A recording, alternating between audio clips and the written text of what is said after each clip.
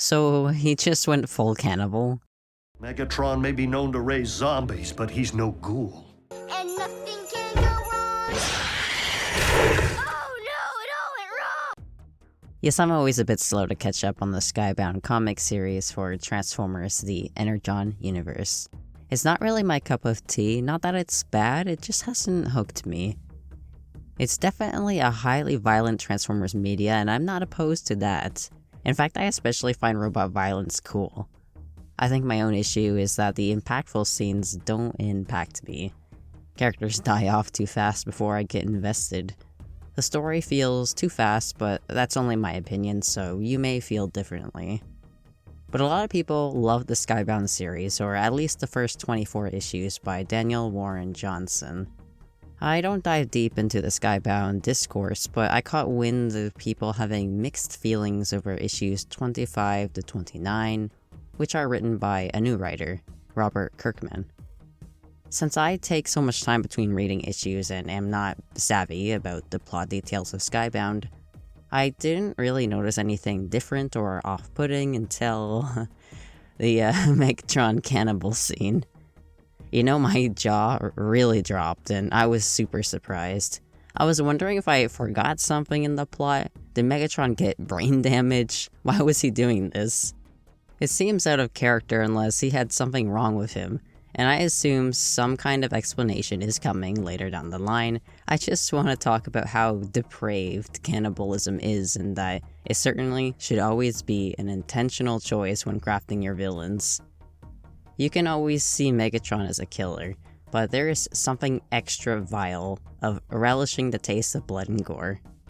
Your readers' insides are going to knot up and they'll never see the character the same way again. The average soldier and general in the war isn't going to even consider this. But it's not just the fact that he did this, it's how he was drawn as really enjoying it. One scene looks like he's making out with Guts with the same passion of Transformers shipping fan art. An Optimus catches him in the act, so he turns around like some kind of insane feral creature. Why did Megatron start adopting animalistic traits? Why is he becoming a different kind of character? Now in Skybound, this isn't our first instance of robot cannibalism. So far, it hasn't been about eating metal, it's been about stealing and drinking blood. Fuel for fuel-deprived bots. We saw a scene of Autobots killing a Decepticon on Cybertron, but it wasn't an act anyone was relishing. They killed a Decepticon and drained his blood into a container. We know they'll drink it later, but that distance between these Autobots and their victims sets them apart from Megatron. And another difference is that Decepticons on Earth aren't so starved for fuel. They have been able to convert Earth's fuel into something that works for them. Megatron is only doing this because he wants to. There's something extra happening here too. He isn't just drinking blood, apparently, he is also eating the soul of this Autobot. He claims that by eating Trailbreaker's spark, he can't go to the afterlife and is permanently dead. So like, Spark Eater Megatron? How is he able to drain a soul? Maybe the dedicated Skybound fans can theorize that for me. I love the reactions of the Decepticons watching, cause it is definitely taboo across Transformers continuities to drink another bot's fuel. They're channeling the energy of the readers right now. Megatron's Decepticons know there's something wrong with him.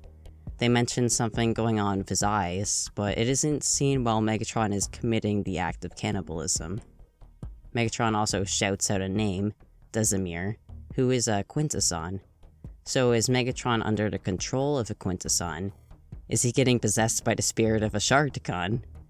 I really hope an explanation is coming for why Megatron turned cannibal suddenly. It's really important, otherwise the ball is going to be dropped and Megatron's character soiled. This just isn't a logical progression for him. He isn't this kind of guy.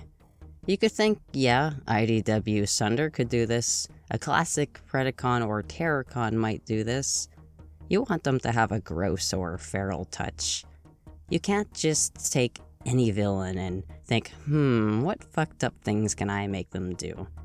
Because when you want to make a villain scary, you have to choose just the right moments for them to do something horrific.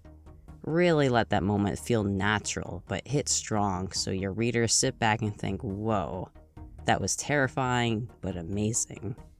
The shock of this Megatron moment might be too much without explanation. I love a good surprise horror, but even that needs to be done right. To me, this scene of killing Trailbreaker would have been perfect if it ended right when Megatron ripped him in half and told his soldiers that's how you deal with Autobots. Nothing else. That's it. Because holy crap, Trailbreaker having a peaceful stroll in the river, marveling at the beauty of nature just to be violently torn apart is enough. He was not ready, and neither were you. Megatron makes an example of the Autobot in front of his army, and he terrifies them with his power, but they aren't disgusted by him. So yes, in your eyes too, Megatron is brutal and terrifying, but not disgusting.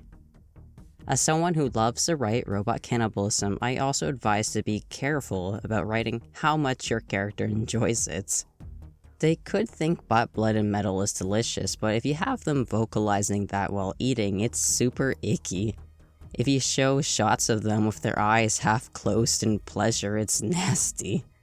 So you only do that if you want your audience to feel like this character is perverse. To save Megatron from being seen that way, you should set up more before the act of cannibalism. Show more scenes of him not acting like himself and his soldiers noticing it. Let it be a developing madness that peaks with this vile act. By then, the readers won't believe it's Megatron being perverse, and they'll know for sure this is intentional writing with a mystery to be solved later on. Right now, people are just questioning if this is bad writing and shock content for shock content's sake. Even if I saw an explanation later, I would still say there's much more that could have been done to flesh out this plotline and make the impactful scenes more impactful. That's about all I wanted to say. I just had to have a rant after reading that. To end it off, tell me if you think Cybertronians can pass on diseases to each other if they drink each other's blood.